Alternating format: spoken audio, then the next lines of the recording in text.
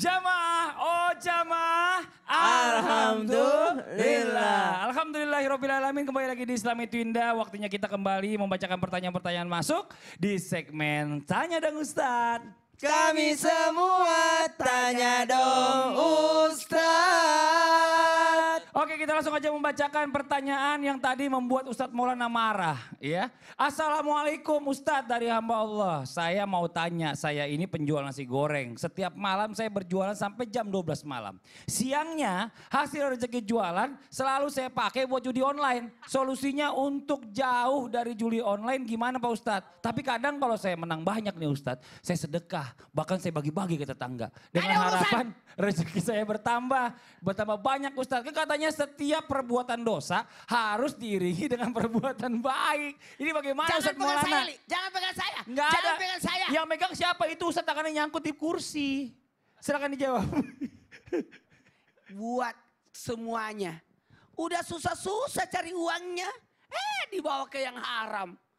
Karena judi itu menjanjikan kemenangan. Judi. Menjanjikan kemenangan. Mohon maaf, kebaikan itu dari yang baik kepada kebaikan lagi. Kalau mohon maaf ya. Jadi tapi kan gini, mohon maaf. Tapi kan begini Ustadz, kan ini kan ada ini demi kebaikan. Setelah dapat untung banyak, menang banyak, aku bisa bagi-bagi. Itu sama aja kita mencuci di air kotor. Di air kotor. Dan ingat, menjaga amalan kebaikan itu luar biasa.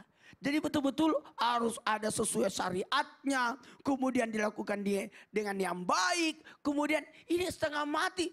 Udah jual nasi goreng sampai jam 12 malam. Tidak dihargai usahanya itu. Itu namanya jahil murokkab. Bodoh di atas bodoh. Iya. Bila min zalik. Jadi gimana Ustadz? Nggak boleh kan? Nggak boleh. Dengan alasan apapun. Ada cerita begini. Apa? Ini ada wallahualam sebab. Ini cerita dari mana ini sumbernya. Bapak Haji dia marah. Kenapa? Kau main judi ya? Tapi menang Pak Haji. Alhamdulillah. Itu salah itu. Gak boleh. Salah itu. Ya. Itu cerita salah itu. Sudah salah. Kalau menangnya banyak banget 2 miliar Pak Haji. Tetap salah, gak boleh. Jangan tergiur. Nauzubillah min zalik. Terima kasih banyak Ustadz Maulana. Jadi tukang nasi goreng Mas yang tadi nanya, gak boleh, salah. Sekarang kita lanjut lagi ke pertanyaan berikutnya. Assalamualaikum Habib. Wah, ini langsung ke Habib nih pertanyaan ini Bib. Siap-siap Bib ya. Sehat selalu untuk semuanya, amin. Alhamdulillah. Saya mau bertanya, kalau suami istri yang berjauhan untuk bekerja, apakah suami wajib menafkahi istri yang notabene istri di luar negeri dan suami bekerja di Jakarta? Apakah benar kalau suami tidak menafkahi istri rezekinya akan berkurang atau tidak berkah? Terus istri ke luar negeri akibat maksa terus padahal suami masih bisa nafkahin dan suami mengizinkan karena istri selalu mengancam pisah. Kalau enggak mengizinkan. Akhirnya saya terpaksa mengizinkannya. Jazakumullah khair. Wassalamualaikum warahmatullahi wabarakatuh. Ini bagaimana nih Bib? Dijawab, Bib. Ganti istri yang lain. Enak aja. Jangan dong Bib.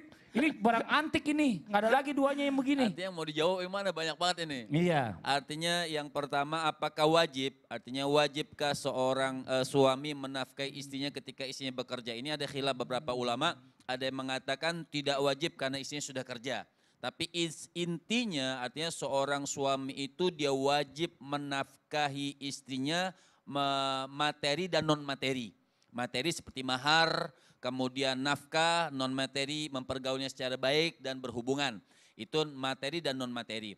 Dan apabila istri kerja bagaimana ketika istri kerja? Ada yang mengatakan sebagian daripada madhab tidak wajib dinafkahi karena dia sudah kerja. Kemudian yang kedua, kalau memang tapi tetap kerja atas izin suami. Apabila keluar rumahnya siang dan tetap bisa malam bertanggung jawab, maka sebagian nafkahnya wajib, sebagian tidak wajib. Jadi separuh-separuh nafkahnya. Dan yang ketiga artinya tetap kewajiban untuk memberikan nafkah selama istri tidak meninggalkan kewajibannya menjadi seorang istri bagi suaminya. Dan apabila Dan itu juga disebut memaafkan apabila istri misalnya ridho dia keluar di luar negeri misalnya sudah tidak usah nafkahin karena di sana juga sudah ada maka selesai tidak ada urusan masalah apa ketika istrinya ridho. Dan yang kedua adalah ketika istri membangkang dan suaminya kapan istri itu boleh kerja dengan syarat suaminya miskin ya tidak mampu. Walaupun misalnya miskin, sudah miskin tidak punya lagi untuk mencari nafkah, istri boleh mencari nafkah walaupun tanpa izin suami. Masya Allah. Kalau sudah memang susah. Kalau memang susah banget. Kalau memang susah. Tapi kalau keluar negeri kemudian membangkang seperti ini bisa dikatakan nusuz. Suami istri yang nusuz hati membangkang kepada suami, maka di dalam kitab Fathul Gharib dikatakan wayasqutu, maka gugur nafkahnya. Masya Allah. Terima Dan kasih banyak bagiannya. Habib atas penjelasannya. Baik. Masya Allah ya masih panjang lagi cuma waktu kita terbatas. Nah sekarang waktu kita mendengarkan kesimpulan dan juga doa dipimpin guru kita Ustaz Syam. Tafadhol Ustaz Syam. Tabe guru-guruku, jamaah Islam itu indah dimuliakan Allah Subhanahu wa taala. Semua yang kita bahas hari ini di Islam itu indah, ada hubungannya dengan hubungan kepada Allah dan hubungan kepada sesama manusia. Bagaimana kita memperbaiki hubungan kita kepada Allah Subhanahu wa taala dengan menjaga salat dan ibadah kita, dan bagaimana kita menjaga hubungan kita kepada sesama manusia yakni dengan bersilaturahim, dengan kejujurannya, dengan keadilannya, dengan membantu sesamanya. Semuanya adalah ada hubungannya dengan hubungan sesama manusia. Maka perbaiki hubungan kita sesama manusia dan perbaiki hubungan kita dengan Allah Subhanahu wa taala. Ketahuilah tidak ada yang lebih cepat untuk mempersempit rezeki kecuali memutuskan silaturahim. Kalau ada yang sempit rezekinya, mari kita periksa silaturahim kita. Apakah kita menyempitkannya sendiri atau bagaimana kita memutuskan hubungan kita dengan Allah, itu juga berarti kita memutuskan rezeki kita. Bismillahirrahmanirrahim. Alhamdulillahi rabbil alamin. Allahumma salli ala sayyidina Muhammad wa ala alihi wa sahbihi wa sallim.